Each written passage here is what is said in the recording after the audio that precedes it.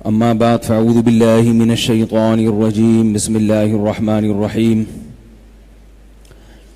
الذي خلق الموت والحياة ليبلوكم أيكم أحسن عملا. سورہ ملک کی تفسیر بیان ہو رہی تھی کہ اللہ وہ ذات ہے جس نے موت اور زندگی کو بنایا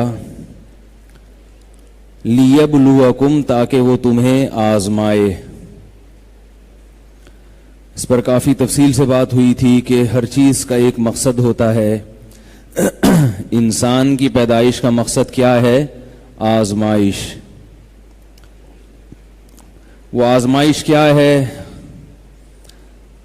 لیبلوکم، اللہ تمہیں آزمانا چاہتا ہے. ایکم احسن عملا، یہ دیکھنا چاہتا ہے کہ کس کا عمل زیادہ بہتر ہے.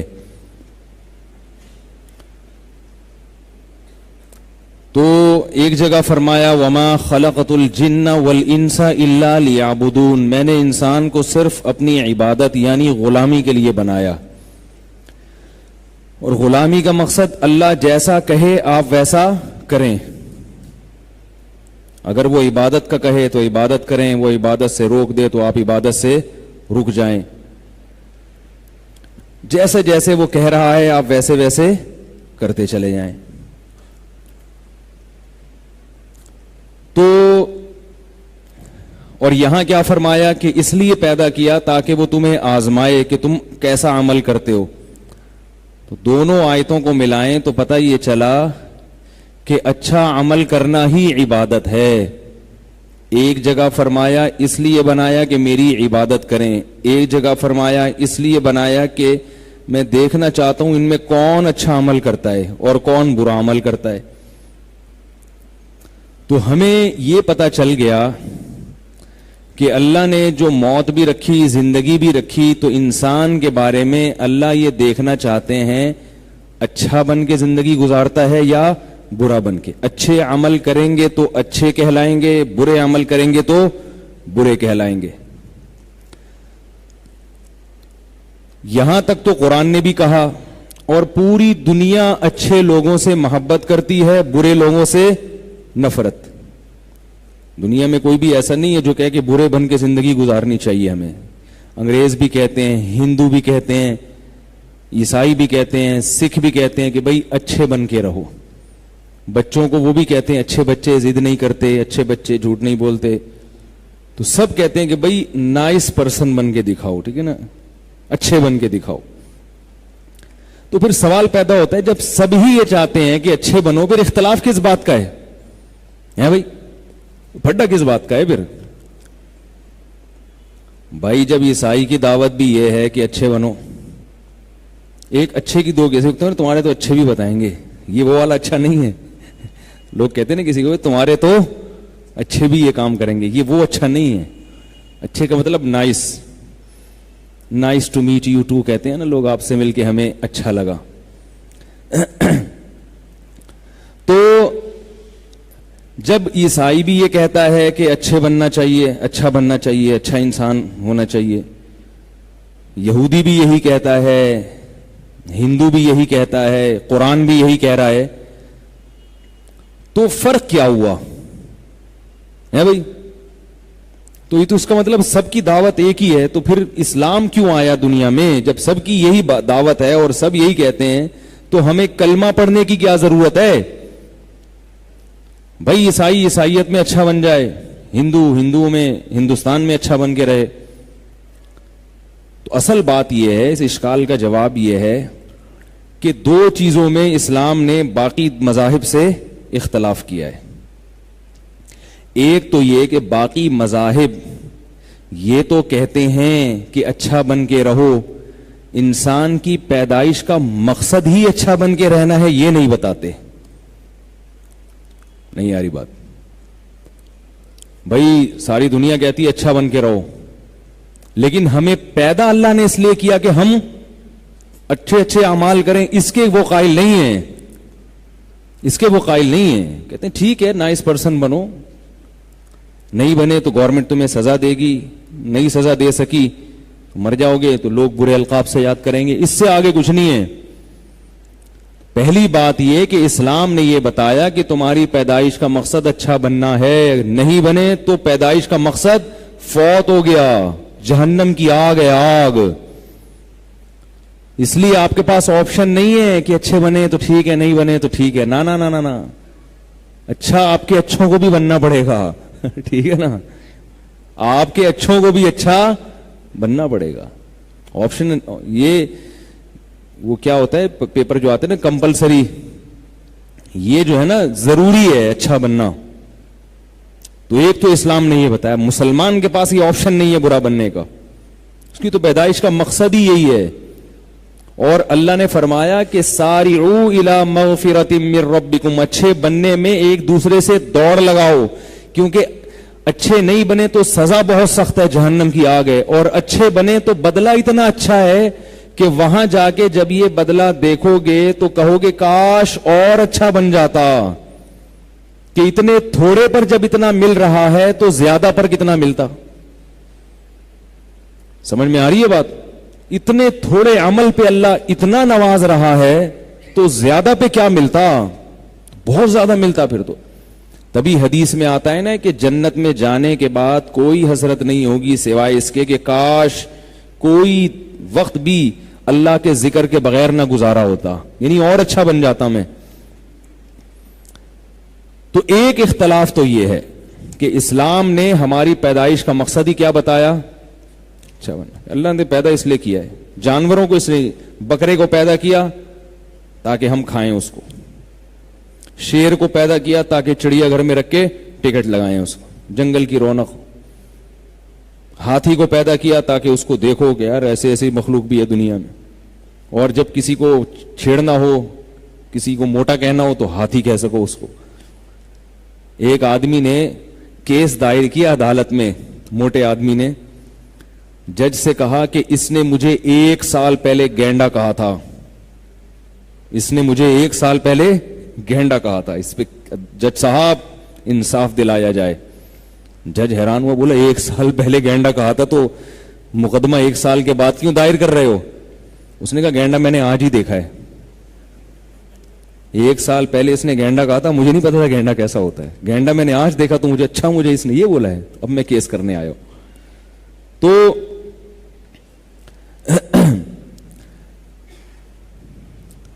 تو پہلا مسئلہ کیا ہوا کہ اللہ نے پیدا کیوں کیا، اچھے بننے کے لیے. سزا بہت سخت ہے اگر نہیں بنے، اور بنے تو بدلہ بہت زبردست ہے. جانوروں کا کوئی مقصد نہیں ہے انسان کھائے پیے، ہمارا ایک مقصد ہے.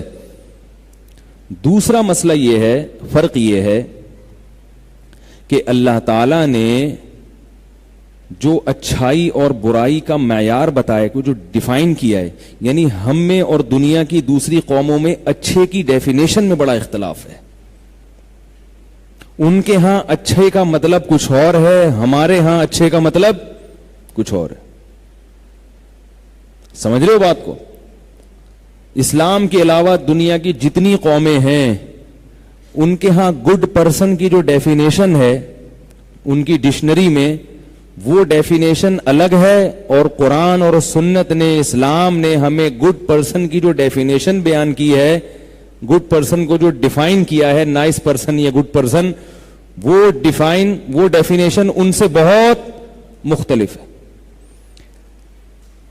عین ممکن ہے ہم جس کو اچھا کہیں قرآن و سنت کی روشنی میں، ان کے ہاں وہ سب سے گندا ہو، بیڈ پرسن، اور ان کے ہاں جو سب سے اچھا ہو ہمارے ہاں سب سے گندا ہو. نہیں آ رہی میرا خیال ہے بات؟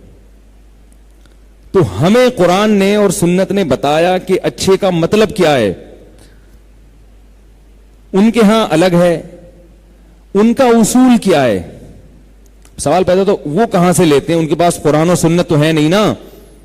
ان کے ہاں اچھے کا مطلب کیا ہے ان کے ہاں؟ کیونکہ وہ اللہ کو تو نہیں مانتے، رسول کو نہیں مانتے، تو وہ خود سے فیصلہ کریں گے. تو خود سے ان کے ہاں فیصلہ، جو ایک اوور آل جو ڈیفینیشن چل رہی ہے، ڈکشنری کی بات نہیں کر رہا، جس کو لوگ مانتے ہیں کہ بھئی جس کو پبلک اچھا کہے وہ اچھا ہے، جس کو پبلک برا کہے وہ برا ہے. کیا خیال ہے؟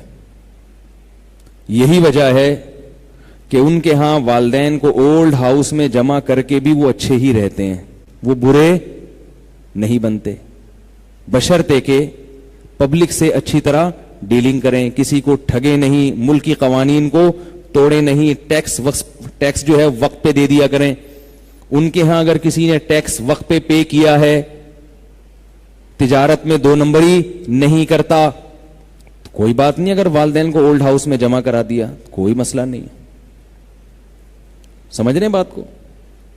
گرل فرینڈ رکھی ہوئی ہے 25-30, کوئی مسئلہ نہیں ہے. بھئی کیا ہے, nice person, good person, customer سے اچھی طرح تمیز سے بات کرتا ہے, اخلاق اچھے ہیں اس کے. اگر آپ اپنے والدین کو اولڈ ہاؤس میں جمع کرا دیں تو آپ ساری دنیا سے تمیز سے بات کرتے رہیں. اسلام آپ کو وعیدیں سنائے گا کہ مرنے کا انتظار کرو, بس جہنم کی آگ تمہارے لیے تیار ہے. ایک صحابی کا بتایا تھا نا میں نے کہ روح نہیں نکل رہی تھی, حالانکہ وہ تو نبی پر ایمان بھی لائے, نبی کے ساتھ جہاد میں شریک ہوئے, قربانیوں کی طویل داستان, کتنی قربانیاں ان کی, کلمہ بھی پڑھ لیا, سخاوت تو تھی ان لوگوں میں, مگر موت کے وقت اتنی سختی ہوئی ان کے اوپر کہ ان کی روح نہیں نکل رہی, جان اٹکی ہوئی ہے, تڑپ رہے ہیں. موت کی تکلیف بہت سخت ہوتی ہے. لوگوں نے آ کے آپ صلی اللہ علیہ وسلم کو بتایا کہ یا رسول اللہ ان کی جان اٹکی ہوئی ہے, نکل نہیں رہی, عذاب میں تڑپ رہے ہیں. تو آپ صلی اللہ علیہ وسلم نے فرمایا پوچھو ان کے والدین زندہ ہیں؟ فرمایا ہاں ماں زندہ ہیں. ماں کو بلایا گیا. آپ صلی اللہ علیہ وسلم نے پوچھا بتاؤ تمہارے ساتھ سلوک کیسا تھا؟ ان ماں نے یہ نہیں کہا کہ مجھے انہوں نے اولڈ ہاؤس میں داخل کیا, اس بدترین سلوک کا تو تصور ہی نہیں تھا. ماں نے یہ بھی نہیں کہا کہ میرے حقوق نہیں ادا کرتے تھے, خرچہ پانی نہیں دیتے تھے, نہیں, کھا بھی رہی تھی, پی بھی رہی تھی, حقوق سب ادا ہو رہے تھے. ماں نے یہ بھی نہیں کہا کہ یہ مجھے مارتے پیٹتے تھے. ماں نے یہ بھی نہیں کہا کہ مجھے گالیاں دیتے تھے. ماں نے یہ بھی نہیں کہا کہ مجھے گھر سے پکڑ کے باہر نکال دیا. سمجھ رہے؟ ماں نے صرف اتنی بات کی کہ جب سے شادی ہوئی تھی بیوی کو مجھ پہ ترجیح دیتے تھے, میں نے پالا پوسا جوان کیا, جب بیوی آ گئی تو توجہ ساری اس کی طرف, مجھے نظر انداز کر دیا. آپ صلی اللہ علیہ وسلم سمجھ گئے کہ دیکھو یہ بھی اللہ کی رحمت تھی صحابی کے ساتھ. آج بعض لوگ نا, نوجوان لوگ بیٹھ کے صحابہ کرام پہ طنز کر رہے ہیں کہ انہوں نے یہ کیا, انہوں نے یہ کیا, انہوں نے یہ کیا. ریفری بنے ہوئے ہیں, ریفری. تو ان کو اپنی موت سے ڈرنا چاہیے. خیر یہ ٹاپک چینج نہ ہو جائے. تو وہ کہتے ہیں غلط کو غلط کہو, صحیح کو صحیح کہو. یہ ایک نعرہ کہ غلط جو ہوگا وہ تو غلط ہی ہوگا, چاہے جو بھی کرے. ان کا یہ دعویٰ ہے کہ جو غلط ہے وہ غلط ہے, اگر صحابی نے غلطی کی تو غلطی کو تو غلطی کہیں گے. غلطی کی 2 قسمیں ہیں, ایک اجتہادی غلطی اور ایک وہ غلطی جو ضد اور ہٹ دھرمی کی بیس پر ہو.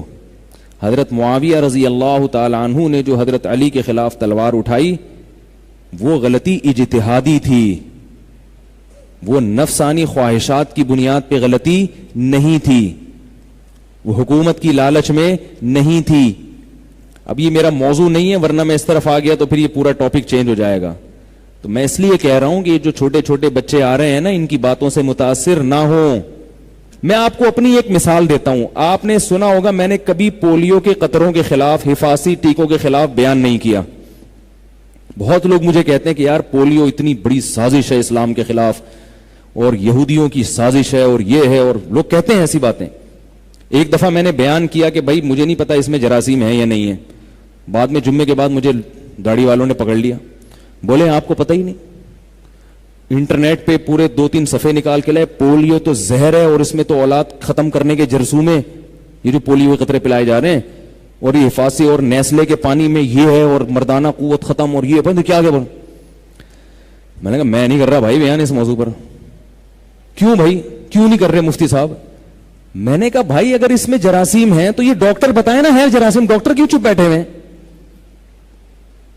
نہیں آ رہی میرا خیال ہے بات. بھائی اگر نیسلے میں جراثیم ہے, کوئی اولاد ختم کرنے کے جراثیم ہیں، تو یہ مجھے سمجھ میں کیوں آ رہا ہے، ڈاکٹروں کی سمجھ میں کیوں نہیں آ رہا؟ جو اس فیلڈ کے ماہر ہیں وہ کہیں، ڈاکٹر کی ایک جماعت آئے بولے مولوی صاحب یہ تو میں بیان کروں گا، اس میں تقلید کر رہا ہوں کس کی؟ ڈاکٹروں کی، کیونکہ جب میرے پاس میڈیکل سائنس کا علم نہیں ہے تو میں یا تو میڈیکل سائنس کا علم حاصل کر کے ڈاکٹر بن کے تحقیق کروں، اور اگر میں تحقیق کا اہل نہیں ہوں تو تقلید کروں۔ میں نہ محقق ہوں کہ تحقیق کرتا ہوں اور نہ مقلد ہوں، تو پھر میں کیا بنوں گا؟ پھر تو جاہل ہو جاؤں گا نا میں۔ دو ہی راستے ہیں شریعت میں، یا تو علم حاصل کر کے مجتہد بنو، براہ راست تحقیق کرو قرآن و سنت سے، اور اگر مجتہد نہیں بنتے تو کسی مجتہد کی تقلید کرو، اس کے علاوہ آپ کے پاس کوئی تیسرا آپشن نہیں ہے، تو پھر مجتہد کی کرو۔ بڑے بڑے جو مجتہدین گزر چکے ہیں، بعض لوگ یہ کہتے ہیں کہ اللہ نے قرآن و سنت کو اتنا آسان کر دیا ہے کہ اس کے لیے ہمیں کسی مجتہد کی ضرورت نہیں ہے۔ یہ بات بھی غلط ہے۔ قرآن و سنت نصیحت کے لیے آسان ہے، فقہی مسائل کے لیے آسان نہیں ہے، یہ خود قرآن سے ثابت ہے۔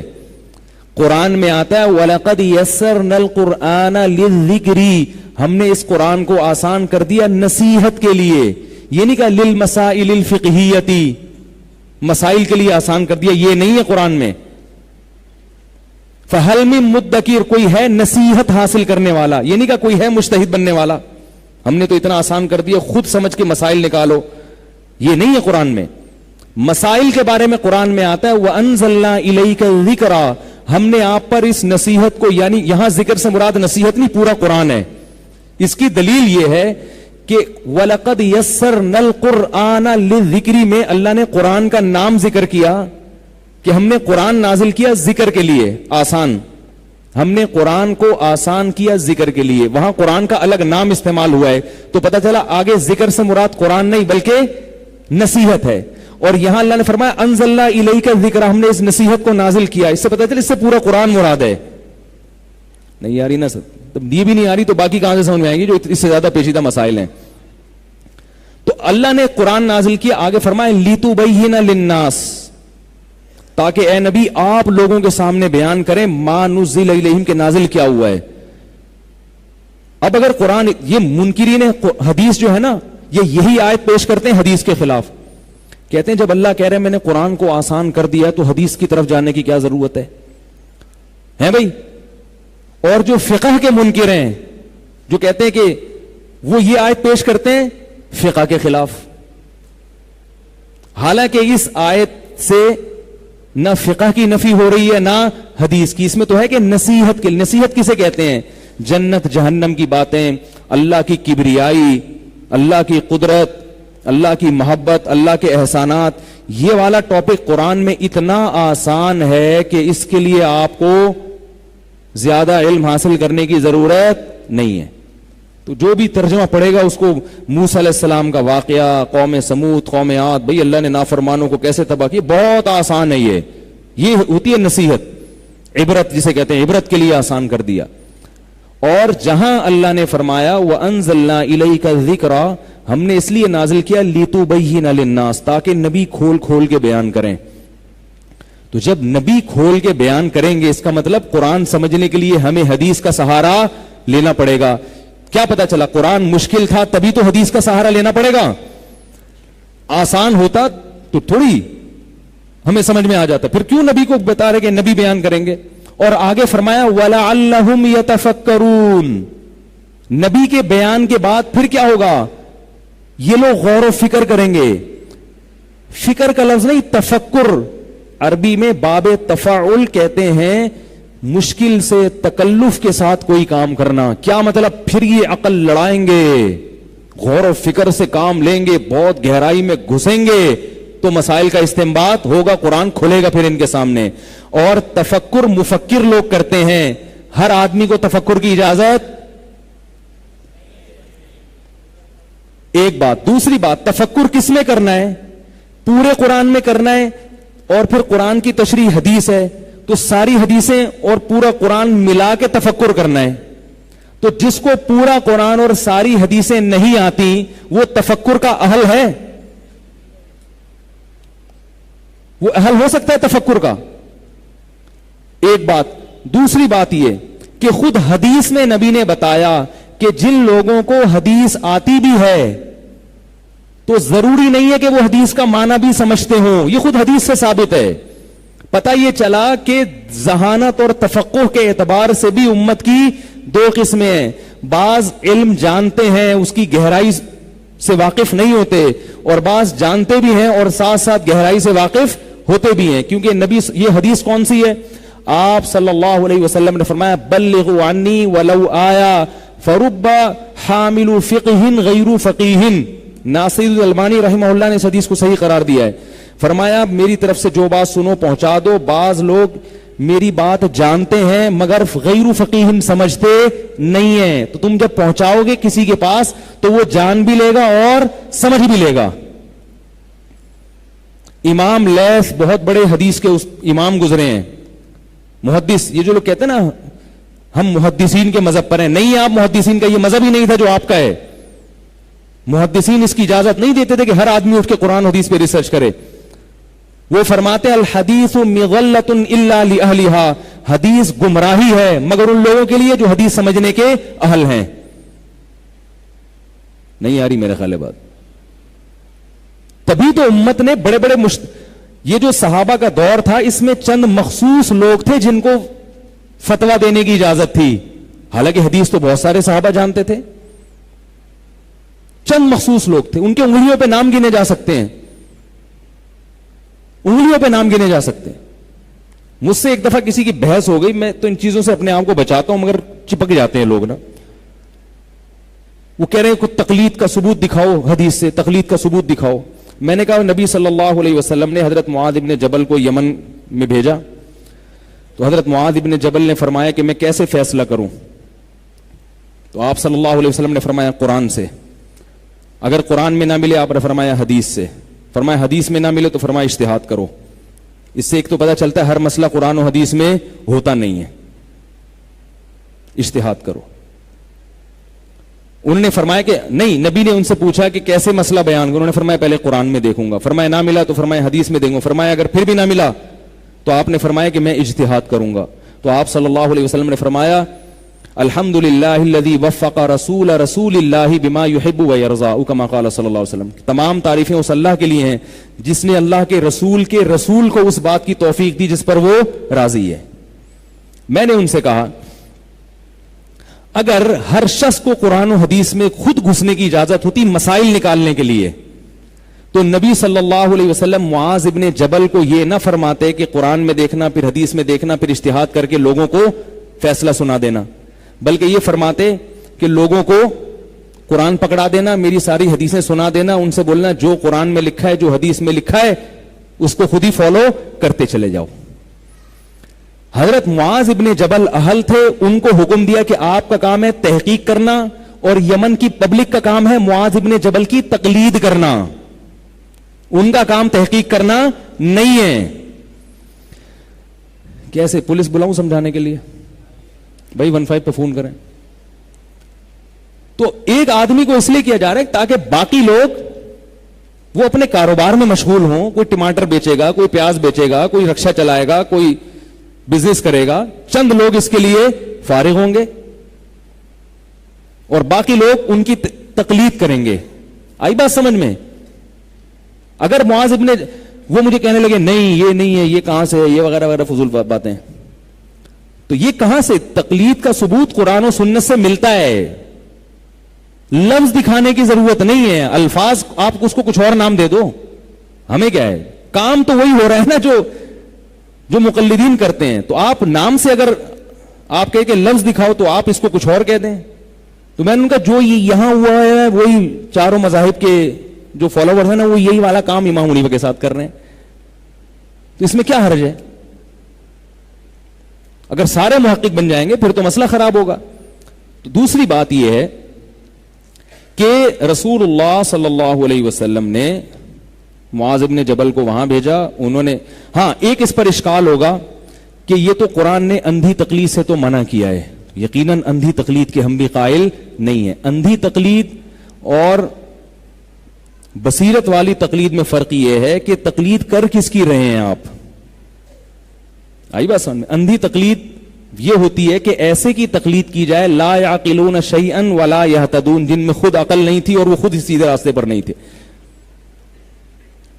یہ تقلید اندھی ہوتی ہے جس سے قرآن نے منع کیا ہے. اور ایک تقلید وہ ہوتی ہے جو بصیرت کے ساتھ ہو. وہ تھی جو یمن کے لوگ معاذ ابن جبل کی کر رہے تھے. آئی بات سمجھ میں؟ کیونکہ ان کو اعتماد تھا کہ یہ نبی کے سفیر ہیں، یہ نبی کے سفیر ہیں، یہ قرآن و سنت ہم سے زیادہ جانتے ہیں. ایک صاحب مجھے کہنے لگے امام ابو حنیفہ کس کی تقلید کرتے تھے؟ میں نے کہا جب امام حنیفہ مجتہد نہیں تھے، اگر اس وقت بھی کسی کی تقلید نہ کرتے ہو تو معاذ اللہ نقل کفر، بہت بڑے بیوقوف تھے معاذ اللہ، کہ جب خود بھی کچھ نہ آتا ہو اور کسی کو فالو بھی نہ کر رہے ہوں. امام حنیفہ جب مجتہد بنے اس وقت انہوں نے تقلید ترک کر دی. نہیں آ رہی بات میرا خیال ہے. تو مجتہد پر تھوڑی تقلید ہے، وہ تو خود محقق ہوتا ہے. لیکن یہ عجیب بات ہے جب امام حنیفہ مجتہد نہیں بنے تھے اس وقت بھی کسی کو فالو بھی نہیں کرتے تھے. کیسی عجیب سی بات. پھر وہ مجھ سے سوال پوچھنے لگے اچھا امام حنیفہ کس دن مجتہد بنے کہ انہوں نے تقلید چھوڑی؟ میں نے کہا امام بخاری کس دن محدث بنے؟ یہ تو عجیب علم کوئی ایسی چیز تو نہیں ہے کہ آج ایک دن میں آپ یہ بن گئے. ٹھیک ہے نا؟ یہ تو آہستہ صلاحیت پیدا ہوتی ہے.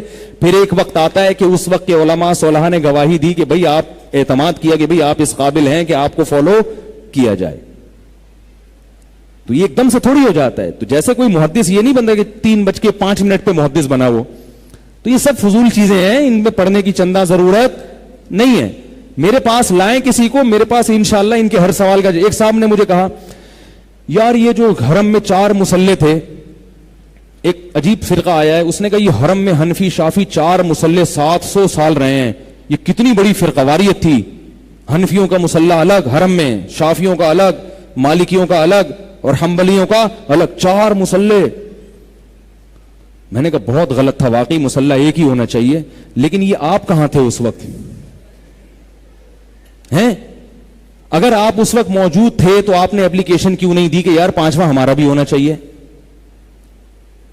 شیعہ لوگوں نے اپلیکیشن دی تھی، شیعہ لوگوں نے بڑی کوشش کی 700 سال تک کہ ہمارا بھی ایک مصلہ ہونا چاہیے، لیکن امت نے اس کو مسترد کر دیا. انہوں نے بولا آپ اہل سنت سے خارج ہیں، لیکن 4 تھے.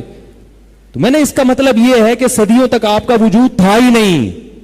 اور میں نے کہا وہ 4 مصلے تھے تو ان 4 کو ختم بھی ان چاروں میں نہیں مل کے کیا کہ بھئی ایک ہی امام ہوگا جس کے پیچھے سب نماز پڑھیں گے. تو میرے پاس لایا کریں، میرے پاس فتنہ پرستوں کی باتوں کے جواب الحمدللہ موجود ہیں. لیکن مسئلہ میرے ساتھ یہ کہ میں سارے دن یہی کام کرتا رہوں گا تو میں وہ ہمارے محلے میں ایک کوئی فاحشہ خاتون رہتی تھی، شکر ہے چلی گئی یہاں سے. وہ ہر وقت گیٹ کھول کے، اس کی بیچاری کی رخصتی سے پہلے بیوہ ہو گئی تھی تو رشتہ ہی نہیں ہو رہا تھا. اب وہ بال کھول کے لہراتی رہتی. تو ایک لڑکا نمازی پرہیزگار گزرا میرے پاس آیا، کہہ رہا یار یہ مجھے کہہ رہی تھی، ایک دن اس نے مجھے بلایا اور مجھے کہا کہ تم نہ مجھے لے کے بھاگ جاؤ، تم مجھے لے کے بھاگ جاؤ. میں نے کہا آپ نے کیا کہا؟ کہہ رہے میں نے کہا میں تمہیں لے کے بھاگوں گا، مجھے کون لے کے بھاگے گا پھر؟ میں جب تمہیں لے کے بھاگوں گا تو مجھے کون لے کے بھاگے؟ تو جب میں سارا دن اگر یہی کرتا رہوں گا، بیٹھ کے کلپوں کے جوابات ہی دیتا رہوں گا، تو بھائی ہمارے تو اور درجنوں کام ہے. تدریس ہے میری کئی گھنٹے کی، وہاں پڑھانا ہوتا ہے، پھر یہ اصلاحی بیانات بھی کرنے ہوتے ہیں، فتاوا بھی لکھنے ہوتے ہیں. تو وہ کیا یعنی پھر لوگ پیچھے پڑے جاتے ہیں کہ جواب دو نا، جواب نہیں ہے تم لوگ کے پاس. اس لیے میں بیانات میں آج کل ان ٹاپک کو چھیڑنے لگا ہوں کہ اللہ کا واسطہ نئی چیزوں سے متاثر نہ ہو. جو چیزیں ہاں یہ ایک بات میں آپ کو اہم ترین بتا دوں. اچھا یہ اب اس پر لوگ اشکال کرتے ہیں کہ پھر آپ بھی معاذ ابن جبل کی تقلید کر لیں، یا ابو بکر رضی اللہ تعالیٰ عنہ کی کر لیں، یا حضرت عمر کی کر لیں، امام ابو حنیفہ کی کیوں کر رہے ہیں آپ؟ یہ بھی سوال ہوتا ہے. بھائی بات یہ ہے کہ امام ابو حنیفہ نے یہ کام باقاعدہ مرتب طریقے سے کیا ہے اور فقہ کو مدون کیا ہے، ایک لا کی شکل میں محفوظ ہو گیا ہے. اسی طرح امام شافعی نے یہ کام کیا ہے. جیسے حدیث جمع کر لی نا امام بخاری نے، تو اب جب ایک کتابی شکل میں ایک چیز آ گئی ہے تو حدیث میں آپ نے امام بخاری کو امام بنایا کہ نہیں بنایا؟ اس سے پہلے ہمارے پاس کوئی ایسے مدون چیز ملتی نہیں ہے موطا امام مالک کے علاوہ. تو جیسے احادیث کی کتابیں جب متعین ہو گئی تو اب انہیں کتابوں کو فالو کرنا پڑے گا. تو ایسے جب فقہ مدون ہو گیا تو اب اس مدون شدہ فقہ ہی کو فالو کرنا پڑے گا, ورنہ آپ کوئی قاعدہ اور آپ کو کیا پتا چلے گا کس وقت میں نے عبداللہ بن مسعود کے قول کو لینا ہے, کس وقت عبداللہ بن عباس کے قول کو لینا ہے, کس وقت حضرت ابو ہریرہ کے, آپ کو کیا پتا چلے گا؟ تو یہ کام مجتہدین نے کر دیا, انہوں نے دلائل کے انبار لگا دیے, بحث مباحثہ کر کے رائے قائم کر دی, اور ایک چیز مدون ہو گئی, اور ایسی مدون ہوئی کہ صدیوں تک امت اس پہ چلتی رہی ہے. 2-4 دن کی بات نہیں ہے. امت کے علماء, تبھی آپ کو اگر ماضی کی کتابیں آپ اٹھا کے دیکھیں, کسی عالم جو صدیوں تک علماء جتنے گزرے ہیں, آپ اگر ان کی سیرت پڑھیں گے تو آپ کو یا تو طبقات حنفیہ میں ملیں گی وہ, یا طبقات شافعیہ میں, یا طبقات مالکیہ میں, یا طبقات حنبلیہ میں. 5ویں طبقہ کوئی ملے گا ہی نہیں, الا ماشاءاللہ کوئی 1-2 ایسے, کوئی صدیوں کے بعد ایک عالم آئے, کوئی ایک وہاں گزرے ہندوستان میں علامہ شوکانی رحمۃ اللہ علیہ, اور ایک ابن حزم ظاہری, وہ بھی بہت پہلے گزرے ہیں, ورنہ ملتے ہی نہیں. تو سب نے ایک مذہب کو فالو کیا ہے. ہاں یہ ضرور ہے کہ ان میں بعض لوگ جو بہت زیادہ علم حاصل کرتے تھے تو وہ بعض چیزوں میں اپنے مذہب کے خلاف فتویٰ دیتے تھے, بعض چیزوں میں. جیسے ابن تیمیہ رحمۃ اللہ علیہ نے 8 مسائل میں فقہ حنبلی کو چھوڑ دیا, 8 مسائل میں, باقی سب مسائل میں وہ بھی فقہ حنبلی کو فالو کر رہے ہیں. اسی طرح علامہ ابن حمام جو فقہاء حنفیہ میں بہت بڑے محقق تھے, انہوں نے 2-3 مسائل میں فقہ حنفی کو چھوڑ دیا, لیکن میجورٹی وہ اسی کو فالو کرتی چلی آ رہی ہے. وجہ کیا تھی؟ وجہ یہ تھی کہ امت اس کام سے فارغ ہو گئی ہے, اب یہ فائلیں لپیٹ کے آگے دوسرا کام شروع کر دے. تو رفع الیدین کا مسئلہ حل ہو گیا, 2 مذہب وجود میں آ گئے, اب انہی میں سے ایک کو فالو کرو اور آگے بڑھو, اب دوسرے کام کرو. یہ کام مکمل ہو چکا ہے. اب یہ بہت مثالیں ملتی ہیں اس کی. اور غیر مسلموں نے, اس دور کے جو غیر مسلم ہیں, خاص طور پہ عرب نے, انہوں نے نبی صلی اللہ علیہ وسلم پر اعتراض کا کوئی موقع ہاتھ سے جانے نہیں دیا. انہوں نے بھی کہا یہ جادوگر ہے, انہوں نے بھی کہا کہ انہوں نے اپنے منہ بولے بیٹے کی بیوی سے نکاح کیوں کیا, بڑے الزامات لگائے. جب آپ صلی اللہ علیہ وسلم نے زید ابن حارثہ کی زوجہ سے نکاح کیا نا, زید ابن حارثہ تو آپ کے منہ بولے بیٹے تھے, تو عربوں نے بہت تانے دیے, اتنے تانے کہ نبی صلی اللہ علیہ وسلم نے ارادہ کیا میں نکاح نہیں کر رہا بھائی, یہ تو عرب پیچھے پڑ جائیں گے. تو اللہ نے فرمایا کہ جب ایک چیز حلال ہے تو آپ کو کرنی پڑے گی. تو ہر چیز پہ انہوں نے جو بھی موقع ملا انہوں نے تانا دیا. قبلہ تبدیل ہوا, اتنے تانے دیے کہ بھائی جو صدیوں سے قبلہ چلا آ رہا تھا اس کو محمد صلی اللہ علیہ وسلم نے تبدیل کر کے بیت اللہ بنا دیا, ہر چیز پہ. لیکن ایک ضعیف سے ضعیف تاریخی روایت نہیں ملتی جس میں آتا ہو کہ لوگوں نے, عربوں نے مکہ میں یا مدینہ میں یا اس دور کے غیر مسلموں نے نبی کے اس طرز عمل پہ انکار کیا ہو کہ انہوں نے 9 سال کی بچی سے نکاح کیوں کیا. کسی نے بھی نہیں, اس لیے کہ وہ سمجھتے تو ٹھیک ہے سب کرتے ہیں. تو چونکہ جناب پروفیسر غامدی صاحب شاید اس زمانے کے کلچر کو جانتے نہیں ہیں, یا جان بوجھ کر ایک نئی چیز مارکیٹ میں لانا چاہتے ہیں, اس لیے وہ یہ باتیں کر رہے ہیں کہ 9 سال نہیں تھی 17 سال تھی. ایکچولی میں نے ان کا پورا کلپ سنا ہے کہ ایکچولی وہ ہوا یوں تھا کہ آپ صلی اللہ علیہ وسلم کو گھرداری کے لیے خاتون کی ضرورت تھی, تو وہ 9 سال کی بچی نہیں ہو سکتی. وہ بھائی کس نے کہا کہ نبی کو گھرداری کے لیے خاتون کی ضرورت تھی؟ نبی صلی اللہ علیہ وسلم کو سب سے زیادہ ضرورت اس بات کی تھی کہ کوئی ایسی لڑکی آپ کے نکاح میں آئے جو بچپن سے آپ کے سائے میں پلے, وہ باہر کے کلچر سے ذرا بھی متاثر نہ ہو. کیونکہ عورت میں نبی نہیں آتا, تو اللہ نبی کی بیوی کو ایسا بنانا چاہتے تھے جو بالکل نبی کی کسٹڈی میں بڑی ہو اور ان پر باہر کے ماحول کے اثرات بالکل بھی نہ ہو, تاکہ وہ نبوت والا کام کریں. تبھی کہا جاتا ہے کہ آدھا علم امت کے پاس حضرت عائشہ سے پہنچا ہے. آپ کی باقی بیویوں کی تربیت ویسی نہیں ہوئی ہے, کیونکہ بچی جب ماں کے, اب دیکھو ہمارے ہاں شادیاں ہوتی ہیں لڑکی کی عمر 30 سال, اب وہ سسرال جب آئے گی تو ایڈجسٹ ہی نہیں ہوتی, کیونکہ 30 سال جو اس نے کلچر پہ پل گئی نا, اب آپ ایڈجسٹ ہو رہے ہوتے اس کے حساب سے. صحیح ہے نا. ساس اپنے آپ کو مینٹین کر رہی ہوتی ہیں بہو کے حساب سے کہ میری بہو کو یہ پسند ہے, میری بہو 12 بجے اٹھتی ہے تو اب کچھ 11 بجے تک لے آئے گی, اس سے پیچھے تھوڑی لا سکتی ہے. تو اس لیے میں کہتا ہوں نا بچیوں کی شادی جلدی کر دیا کرو, وہ سسرال کے حساب سے ایڈجسٹ ہو جائیں گی. دیر سے شادی کرو گے طلاقوں کا ریشو بڑھتا ہے, وہ بچی یہ ساس اپنے حساب سے چلا لے گی, بچی جیسے سمجھائے گی چلے گی. جب بڑی ہو گئی تو وہ تو کانفیڈنس پیدا ہو گیا, وہ کہے گی آپ وہ ہر بات پہ کیوں کرے گی, کیوں بھائی 6 بجے کیوں اٹھنا ہے, کیوں بھائی آپ 6 بجے اٹھتی تھیں, وہ پھر یہ کہے گی ساس سے کہے گی جب آپ کی شادی آپ 6 بجے اٹھ جایا کرتی تھی. تو اتنا کانفیڈنس پیدا ہو جائے گا, وہ تھوڑی چلے گی, پھر میاں اس کے حساب سے چلے گا. تو نبی آخری نبی ہیں, آپ صلی اللہ علیہ وسلم کے بعد کوئی نبی. آپ اس تناظر میں دیکھیں نا, غامدی صاحب نے ایک الگ اسٹائل پیش کیا تناظر کا. آپ اس تناظر میں دیکھیں کہ آپ صلی اللہ علیہ وسلم کے بعد کوئی نبی نہیں آئے گا. اور گھریلو زندگی کون بیان کرے گا, آپ کی بیوی. تو ایک بیوی تو ایسی ہو جو بالکل آپ کی کسٹڈی میں پلی ہو, بالکل باہر کے ماحول سے ناواقف. تو وہ حضرت عائشہ تھیں, اور اللہ نے حضرت عائشہ کو بالغ بھی اسی مسئلہ سے جلدی کیا. لڑکی عام طور پہ 12 سال 13 سال میں بالغ ہوتی ہے, لیکن میڈیکل سائنس یہ کہتی ہے کہ 9 سال میں بھی بالغ ہو سکتی ہے, اور بہت ساری اس کی مثالیں ہیں. میرے جاننے والوں میں ایسی خواتین وہ بتاتی ہیں ہماری بیٹیاں 9 سال میں بالغ ہو گئی. تو یہ جو الزام لگایا جاتا ہے نا کہ بالغ ہی نہیں تھی, یہ الزام بھی غلط ہے. حضرت عائشہ کا بیان ہے کہ میں 9 سال میں بالغ ہوئی تھی. تو 9 سال میں حضرت عائشہ بالغ ہوئی ہیں, 6 سال میں آپ کا نکاح ہوا, 9 سال میں بلوغت کے بعد آپ کی رخصتی ہو گئی, تاکہ عہد نبوت میں نبوت کے سائے میں پلیں. تبھی, اور پھر اس میں حکمت یہ بھی تھی کہ جتنی کم عمر ہوں گی تو نبی کی وفات کے بعد ان کو زندہ رہنے کا ٹائم زیادہ ملے گا, موقع زیادہ ملے گا. تبھی تو آپ دیکھیں کہ کوفہ سے بھی لوگ آ رہے ہیں حضرت عائشہ کے پاس مسائل پوچھنے کے لیے. بس اسلام دنیا میں پھیل چکا تھا, کہاں کہاں سے لوگ آتے تھے, اور کیسا حضرت عائشہ نے علم دیا ہے. لوگ آ کے پتہ ہے کیا کرتے تھے, لوگ کیا کرتے تھے, حضرت عائشہ کی بہن تھی حضرت اسما, حضرت عائشہ کے تو اولاد نہیں تھی, حضرت اسما کے اولاد تھی.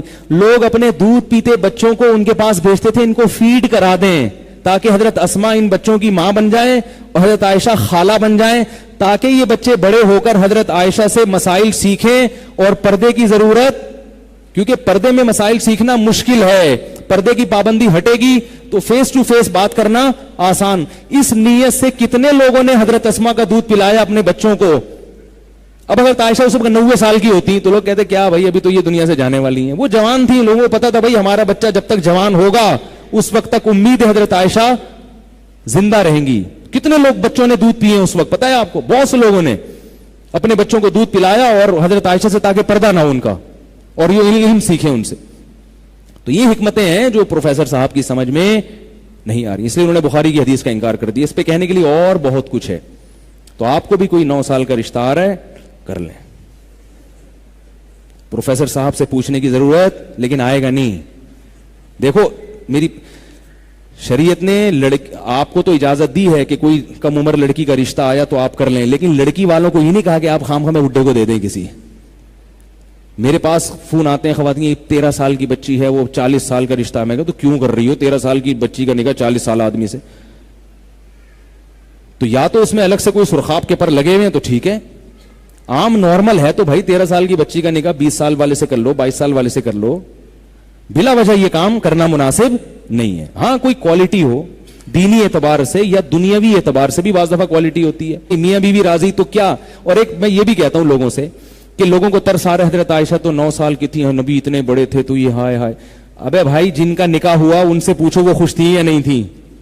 حضرت عائشہ تو نبی پر ایسا رش کرتی تھی کہ اس سے بہتر رشتہ, اتنا عشق تھا حضرت عائشہ کو کہ ایک دفعہ آپ صلی اللہ علیہ وسلم, تو حضرت عائشہ کو جو نبی سے عشق تھا, کہیں حضرت سودا اور حضرت عائشہ الگ الگ ڈولی میں بیٹھی ہوئی ہیں, وہ جو اونٹوں پہ کجاوے رکھے جاتے تھے نا, تو آپ صلی اللہ علیہ وسلم سفر کے دوران حضرت سودا کے پاس جا کے بیٹھ گئے. حضرت عائشہ فرماتی ہے مجھے اتنی تکلیف ہوئی کہ میں نے اپنا پاؤں باہر نکالا تاکہ کوئی بچھو کاٹ لے اور میں مر جاؤں. تو یہ بہت عشق کی حد تک محبت ہوتی ہے کہ شوہر کی جدائی اتنی دیر کے لیے بھی برداشت. تو وہ غامدی صاحب کی تقریر سنیں گی کہ میں 9 سال کی تھی تو میرے لیے ابا کو چاہیے تھا کہ میری شادی یہاں, وہ کہتے ہیں بہت اچھا کیا کر دیا. بعد میں ضروری تھوڑی کہ نبی اس پیشکش کو قبول بھی کر لیتے.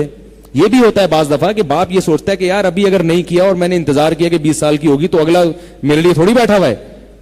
تو وہ تو اتنی خوش تھی حضرت عائشہ اس نکاح پہ, اتنی خوش تھیں وہ تو لہذا یہ جو گورے اعتراض کرتے ہیں نا, تو ان کا کلچر ہمارے کلچر سے, یہ اپنے کلچر کے اعتبار سے کرتے ہیں, تو ہمیں ان کو اپنے کلچر پہ لانا ہے. ایک صاحب مجھے کہنے لگے کہ کیا ہم کیوں اتنا دفاع کرتے ہیں کہ حضرت عائشہ کی 9 سال میں شادی ہوئی ہے, نبی اتنی عمر تھی, تو یہ کیا ہے, یعنی اگر آپ مان لیں 17 سال میں تھی تو کیا ہے اس میں. میں نے کہا اس لیے یہ ہے کہ اس سے شریعت کا مسئلہ بھی چینج ہوگا. اللہ نے نبی کی شادی حضرت عائشہ سے 9 سال میں کروا کے امت کو یہ بھی بتایا کہ یہ بھی جائز ہے شرعن. اگر کسی کوئی شخص 50 سال کا اس میں کوئی کوالٹیز ہوں اور آپ کی بچی کم عمر ہو, یہ بھی جائز. اور یہ بھی پتا چلتا ہے کہ بالغ ہوتے ہی بچی کی شادی یہ غلط کام, اگر یہ ہم 17 سال پہ آ گئے نا تو یہ ساری حکمتیں فوت ہو جائیں گی. تو ہم نے شریعت کے حساب سے اپنے آپ کو ڈھالنا ہے, شریعت کو اپنے حساب سے تبدیل نہیں کرنا. لیکن آپ کو نہیں ملے گی یہ سمجھ میں کہ اب ہم کہیں یار کوئی 13 سال کی ہوگی تو بتا دیں. ایک صاحب کا میں واقعہ سناتا ہوں نا, وہ کہہ رہے یار کوئی 16 سال کی لڑکی ہے.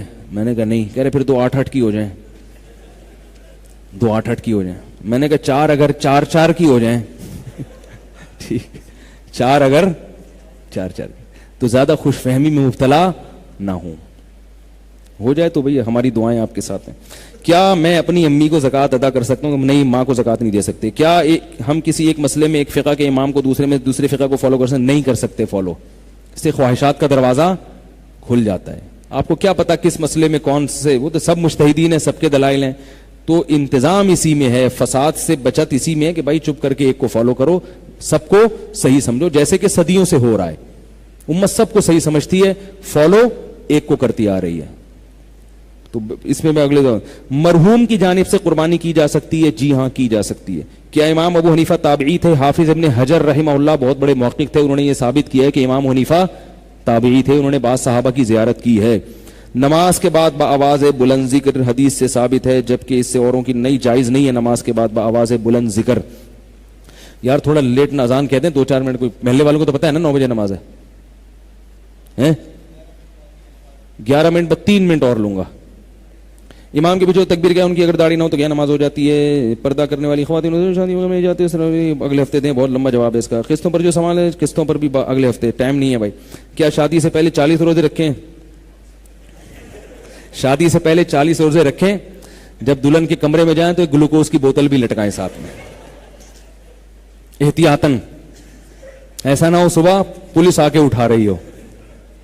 صلاۃ و تسبیح کی کیا حقیقت ہے؟ اگلے ہفتے. مصنوعی پلکیں لگانا جائز ہے؟ جائز ہے. غیر شادی شدہ بہنوں پر شادی شدہ بھائیوں پر کیا ہے؟ اگلے ہفتے. بغیر داڑھی اور ٹوپی والا امام اگلے ہفتے. بغیر تصریح حج کرنا اگلے ہفتے. بغیر تصریح کی حج کرنا خلاف قانون ہے, اور خلاف قانون کرنا, حج تو ہو جائے گا, فرض ادا ہو جائے گا, مگر خلاف قانون کام سے بچنا لازم ہے. کیا 4 مذاہب کی آج کے دور میں 5واں مذہب بنا؟ نہیں بنایا جا سکتا, کیونکہ اس طرح امت جمع نہیں ہوگی اس پہ. 5واں مذہب بننے کی کوشش ہوئی ہے تو وہ خود 10 ٹکڑوں میں تقسیم ہو گیا ہے. سمجھ میں آ رہی ہے نا بات؟ تو اس لیے مسئلہ خراب ہو جائے گا اس سے. اور پھر اس کی ضرورت کیا ہے؟ جب سارے مسائل ان 4 میں آ گئے ہیں تو اب نئی چیز لانے کی مارکیٹ میں ضرورت کیا ہے؟ لوڈو کھیلنا جائز ہے؟ جائز ہے. جمعے کے دن زوال ہوتا ہے. اگر 2 تولے سونا اور 15,000 نقد تو قربانی فرض ہوگی, پھر بھی نہیں ہوگی تو پھر کب ہوگی بھائی؟ 1 لاکھ سے زیادہ یہ قیمت نکل جاتی ہے. اس میں 20,000 کا 20,000 کا ماں کا علاج کرانا ہے. ہاں, قربانی واجب جب ہوگی جب آپ کے پاس اتنا اماؤنٹ ہو, لیکن آپ ضروری خرچے پہلے اس سے مائنس کریں گے, پھر بچے. میں دونوں ٹانگوں سے معذور ہوں, نماز کیسے پڑھوں؟ بیٹھ کے پڑھیں, اللہ تعالیٰ آپ کو صبر کی توفیق دے. بھائی یہ بہت ٹائم ہو گیا, وہ ناراض ہو رہے ہیں.